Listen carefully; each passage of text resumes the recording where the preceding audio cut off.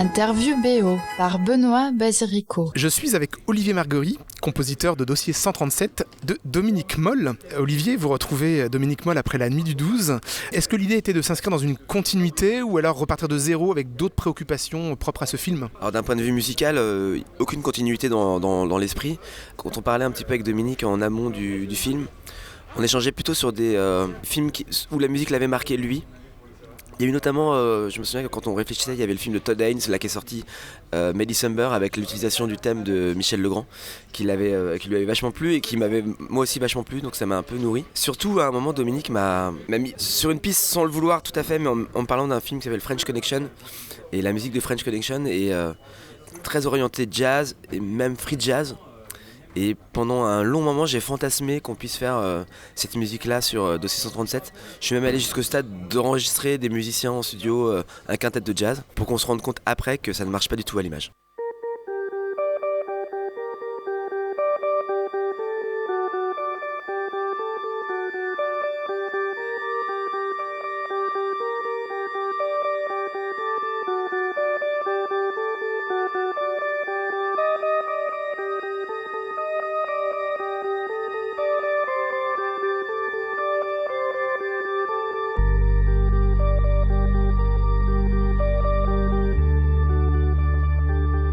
Dossier 137 relate l'enquête de Stéphanie, interprétée par Léa Drucker, enquêtrice de l'IGPN, la police des polices, sur le cas de Guillaume, un jeune homme gravement blessé par un tir de LBD lors des manifestations des Gilets jaunes en décembre 2018. Alors inscrit ce cadre policier qui rappelle évidemment un fait réel dans l'histoire de France, comment le compositeur s'investit de cette charge, évidemment de ne pas forcément rajouter un excès de fiction peut-être, il y a cette véracité, alors c'était déjà le cas dans La Nuit du 12, malgré que La Nuit du 12, il y avait un climat un peu plus climatique, un peu plus même fantomatique, là où Dossier 37 s'attache à cette réalité. Tu as parfaitement raison, il y avait vraiment quelque chose d'un peu plus poétique dans Nuit du 12 qui permettait des sorties musicales, un petit peu de rêverie. Là, Dossier 137, je crois que vraiment Dominique avait à cœur que ce soit un film très technique, sur vraiment comment se met en place une enquête, quels sont les enjeux, et il fallait du coup une musique qui ne joue jamais la carte de l'émotion ou qui souligne jamais trop d'intention, qui est déjà présente de façon très, très subtile dans le jeu. J'étais parti dans cette direction du jazz qui n'a pas du tout marché, et après j'ai travaillé comme je fais d'habitude, donc il m'envoyait des scènes où j'essayais de créer des choses et il me disait à chaque fois là je crois que ça va trop loin, il fallait peu de son, et on est finalement tombé d'accord sur l'utilisation de l'orgue. Beaucoup de nappes d'orgue assez souterraines qui marquaient quelque chose de un peu halluciné, enfin qui permettait de rentrer, de créer un peu de distance parfois avec la scène sans la parasiter. En tout cas, c'était ça l'idée.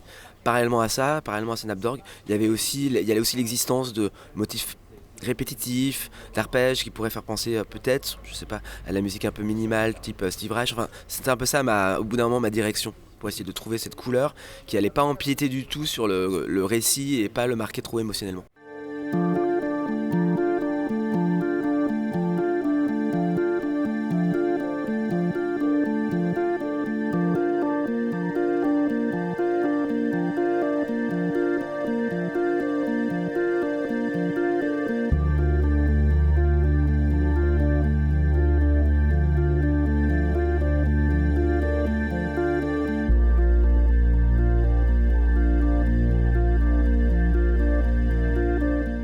Pas trop marqué émotionnellement, pas trop marqué non plus les codes du film policier évidemment. On est dans un style direct, un style dépouillé. Ce que j'aime beaucoup dans le film, c'est l'attachement à cette réalité, et on repasse les images plusieurs fois. Il y a cette question de l'interprétation des images, un récit aussi beaucoup axé sur la parole, et le personnage de Léa Drucker, un personnage central. Donc en quoi derrière la musique, je crois que c'est là peut-être que se situent ces ostinatos de saxophone que vous avez composés, c'est-à-dire la détermination de cette femme. Elle est déterminée dans son enquête. Complètement, en fait, elle est au fur et à mesure de plus en plus contaminée par ce qu'elle découvre.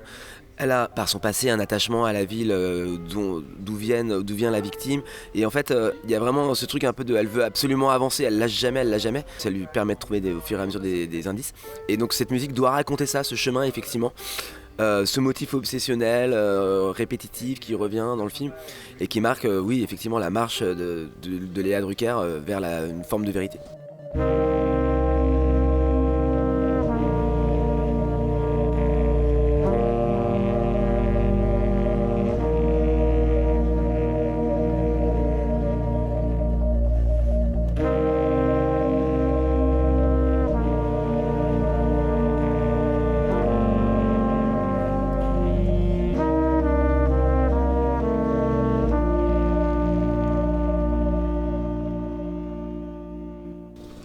Il y a un saxophoniste du coup que vous avez casté pour faire cette interprétation?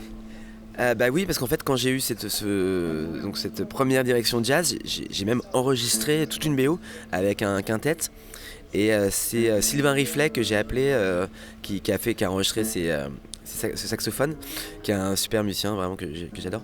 Et on a du coup, on avait cette matière qui existait et donc j'ai pris à un endroit le saxophone. Mais normalement, oui, j'avais enregistré toute une BO avec eux, des très bons musiciens. En fait, il y a un moment dans le film où il y a les sax et trompettes qui sont utilisés, et c'est sur le seul moment un peu halluciné du film, de rêverie, qui sort un peu du très concret. C'est un moment où ils sont dans une manifestation et ils se perdent. Et là, il y a des sortes de flashs lumineux et des plans fixes sur des visages. Et là, on a utilisé un morceau qui était une chute de ce moment jazz, parce que Dominique aimait cette sortie de route un peu. C'est un peu le seul moment dans le film où il y a un moment un peu autre. Alors ces ostinato saxophones ont quand même malgré tout rappelé un peu la Nuit du 12 dans cette dimension un peu déterminée, obsessionnelle presque. Donc dans la Nuit du 12 c'était une mort qui hantait les personnages, ce qui est aussi le cas ici finalement. Donc même si on est moins dans le film de fantôme. C'est quelque chose qui revient très très souvent dans les films que je fais. Quand je travaille avec Arthur Harari, il y a aussi ça. Ce truc de l'obsession, c'est vraiment un truc qui a l'air de marquer pas mal de réalisateurs qui me contactent. Je crois que c'est aussi peut-être la musique que je fais, que je compose, qui est de l'ordre peut-être de l'intime et qui raconte ça. Dans Nuit du 12, quand même, il y avait une musique qui était plus variée de mémoire et qui accompagnait le récit de façon différente, qui parfois illustrait une scène, parfois permettait de sortir. Là, vraiment, dans Dossier 137, la musique a à peu près toujours le même rôle, c'est-à-dire d'infuser des scènes ou nous permettre un peu de décoller de cette réalité qui nous tamponne tout le film. C'est-à-dire l'enquête administrative pure et dure, effectivement, comme tu le disais, le visionnage des images répétées, les entretiens avec les suspects et tout ça. Et donc la musique permet normalement parfois de sortir un peu de ça et de pénétrer un petit peu à l'intérieur de l'enquêtrice, donc Léa Drucker, Stéphanie, sans pour autant amener d'émotion. C'était ça un peu l'enjeu. Et puis l'idée n'est pas d'appuyer non plus l'indignation qu'on peut avoir face à ces violences. Elles sont presque admises, même si évidemment dans le film il y a des antagonistes qui la relativisent. Mais la musique n'était pas là ni pour relativiser, ni pour augmenter l'indignation. Non, parce que Dominique cherchait un propos très juste en fait sur ce problème des violences policières. Il voulait pas du tout prendre parti. Il voulait pas. Il voulait le raconter parce que c'est une réalité, c'est qu'est-ce qu'on fait de cette donnée-là. Mais il voulait pas du tout faire un film à charge, il voulait montrer la complexité, les différents points de vue. Donc il fallait que la musique elle reste à cette place-là aussi, c'est-à-dire de pas du tout jouer la carte d'une forme d'émotion. Le seul moment où la musique joue un peu ce rôle et est un petit peu grandiloquente, c'est sous l'ouverture du film, où il y a un générique avec des images de manifestations et où là on s'est autorisé à y aller un peu fort, à mettre de la basse, tout ça, que ça emporte un peu parce que c'est l'ouverture du film. Mais après, il fallait jamais que la musique prenne parti d'une certaine façon. Il y a différents registres d'images. Il y a les images évidemment dans les bureaux. Il y a des images filmées au téléphone donc de l'acte, de l'événement, et puis des images d'archives des Gilets jaunes.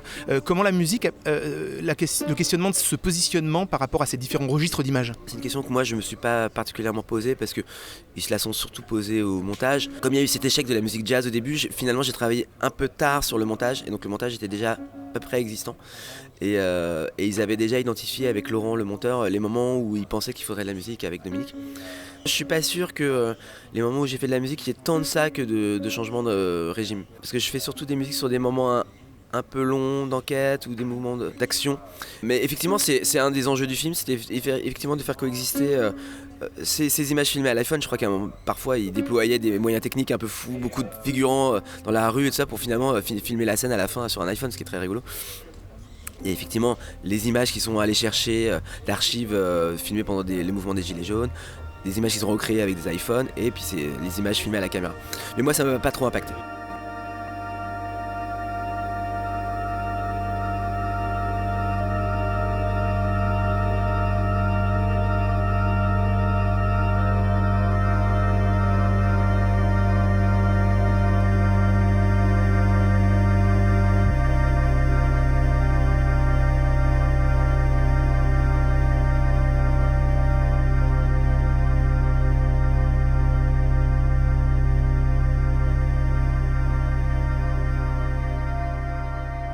Vous avez découvert le film au stade du montage, les placements étaient très déterminés. Malgré tout, dans le film, j'ai l'impression que les placements ne sont pas forcément très stricts en termes d'entrée et de sortie. On est plus sur une tension latente, on est plus sur comme une rivière qui coulerait sous les images et les dialogues. Il y a cette travail-là. Exactement, il fallait, de la même façon que la musique ne devait pas trop marquer émotionnellement les scènes, il ne fallait pas qu'on l'aperçoive, il ne fallait pas qu'on la sente arriver.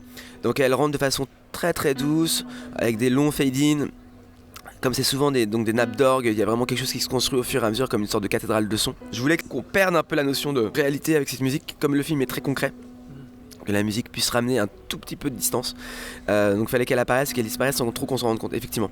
Il y a notamment une longue scène où Léa Drucker interroge une femme qui travaille dans un hôtel qui a été témoin de la scène, et où là la musique elle diffuse et vraiment tout le long de la scène assez longtemps sans qu'on l'aperçoive trop pendant longtemps, je pense. Et ça, je pense que c'est assez intéressant pour le film, ça lui ramène vraiment une couleur instrumentale pas mal. Et quelle a été ta réflexion, ton travail sur la narration musicale, c'est-à-dire l'évolution? Est-ce qu'il y a une avancée de l'enquête et dans quelle mesure la musique avance également? La musique elle avance pas tant que ça finalement, parce que les bases sont jetées dès le début, c'est-à-dire le motif répétitif qu'on retrouvera assez souvent, qui est un peu déployé, il est là sur le générique, et les nappes d'orgue commencent aussi dès le début.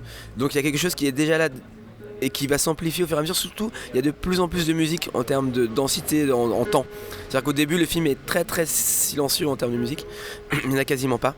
Et c'est à partir vraiment de la moitié que la musique arrive et prend sa place pour se déployer. La couleur est dès le début là. Il y a cette famille, donc cette mère attristée, donc évidemment, elle est endeuillée de son fils, et elle ne croit pas du tout que la justice puisse changer quelque chose. Et finalement, cette musique qui n'évolue pas, peut-être relate quelque part cet immobilisme judiciaire. D'une certaine façon, effectivement. De toute façon, c'est un film qui devait pas trop avancer, si ce n'est avancer très très lentement par les découvertes de Léa Drucker. On n'est effectivement pas du tout dans les codes du polar, pas du tout de scènes d'action, juste comme ça, il fallait pas du tout jouer cette carte-là.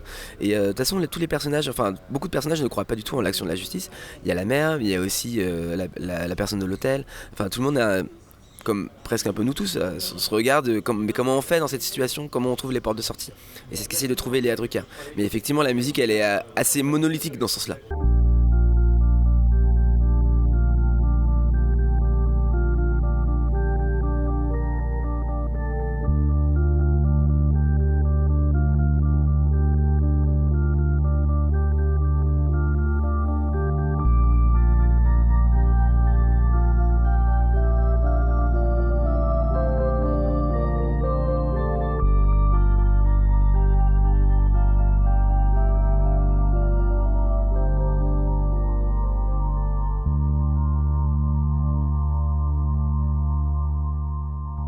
Et la nature de la collaboration avec Dominique Moll après la nuit du 12, quels ont été ses mots? Est-ce qu'il a eu des intentions précises ou au contraire il était ouvert aux propositions libres?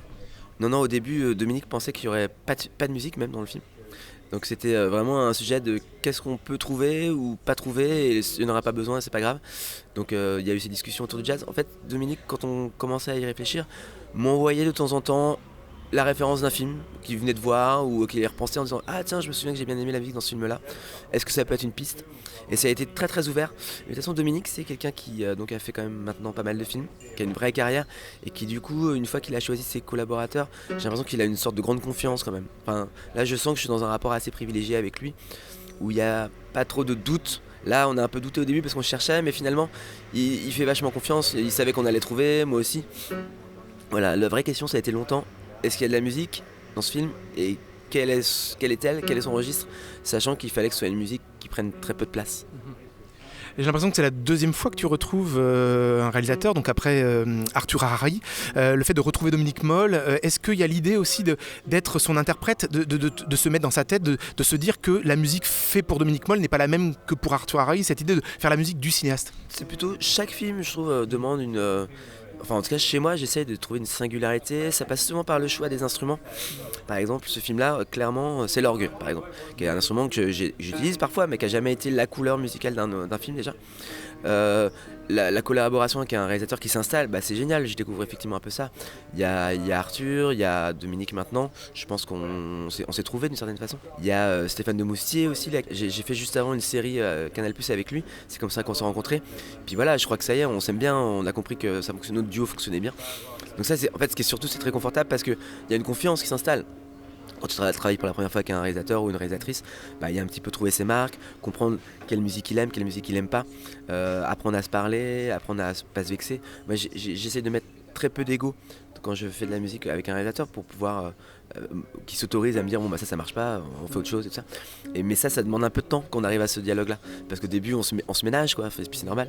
Avec Dominique on se parle très simplement, enfin ça c'est génial. Toi, il me dit ah non c'est pas ça, moi il y a pas de problème, je reprends et tout. Puis au fur et à mesure du travail ça devient même aussi un ami, donc voilà, il y a tout un dialogue qui est assez chouette à développer. Et dans Dossier 137, on a l'impression que vous êtes empêché beaucoup de choses pour atteindre cette sobriété, notamment votre passion pour les éléments vocaux, la voix, le sifflement, évidemment ici n'avait pas lieu d'être. Non, il fallait effectivement que ce soit pas du tout incarné, ce qui était le cas justement dans la Nuit du 12, il y avait beaucoup de voix. C'est un peu la direction que j'avais prise, il fallait un peu... D'une certaine façon, pour moi, c'était un peu la façon d'évoquer cette jeune fille qui était morte au début du film. Là, dans le Dossier 137, il fallait des instruments avec très peu d'intention. C'est pour ça que l'orgue fonctionne très bien.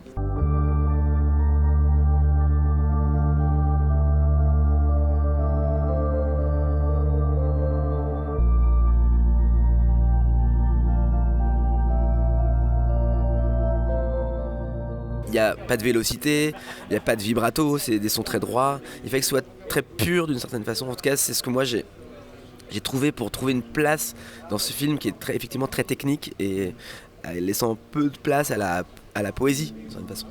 Merci Olivier Marguerite donc pour Dossier 137 de Dominique Moll.